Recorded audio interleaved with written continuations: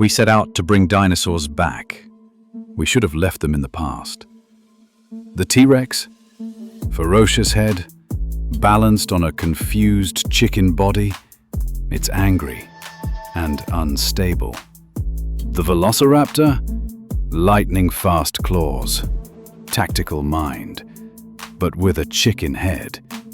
It's always clucking.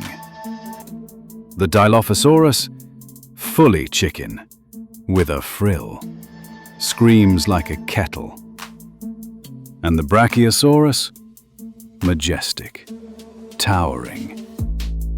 Then you see the head, a chicken, just watching you. Always. These aren't dinosaurs. They're prehistoric poultry, and they remember what we did.